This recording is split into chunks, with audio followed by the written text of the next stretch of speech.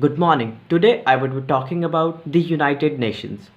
United Nations is a group of countries which was formed in 1945 after the World War II.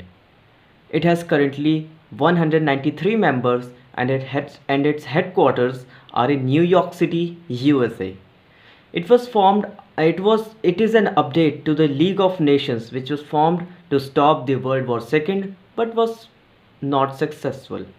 At present day, United Nations has 6 organs: the United Nations General Assembly, the United Nations Security Council, the United Nations Economic and Cultural Organization, and the United Nations Trusteeship Council, United Nations the International Court of Justice.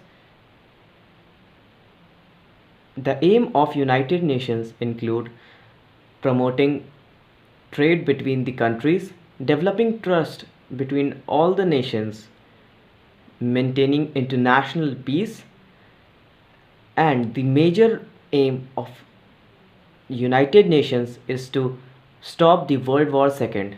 Now let's talk about India and United Nations. India has been the founding member of the United Nations.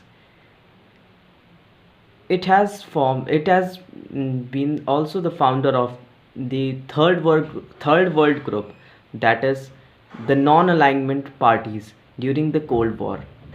It has gained respect and dignity in the United Nations.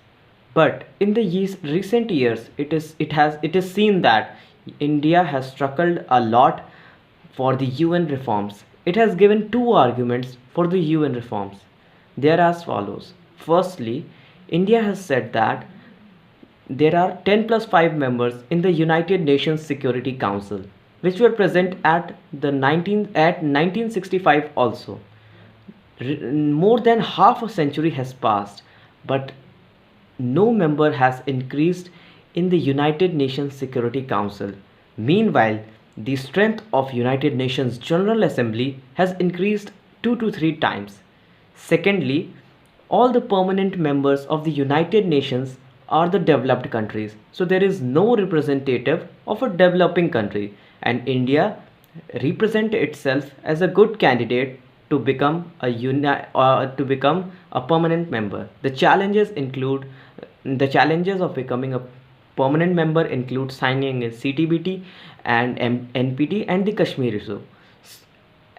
So as an individual, I suggest that India should highlight the point that uh, uh, that after a UN based study proves that the Kashmir issue is the internal matter of India. So UN has no say in it, nor it has to judge India on the basis of Kashmir issue.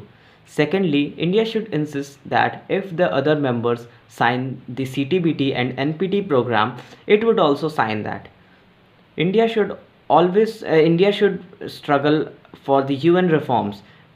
China will try its level best to stop India, but it should lead that type of arguments which that China wouldn't have the counter arguments. So I would like to end up my thoughts here. Thank you and have a nice day.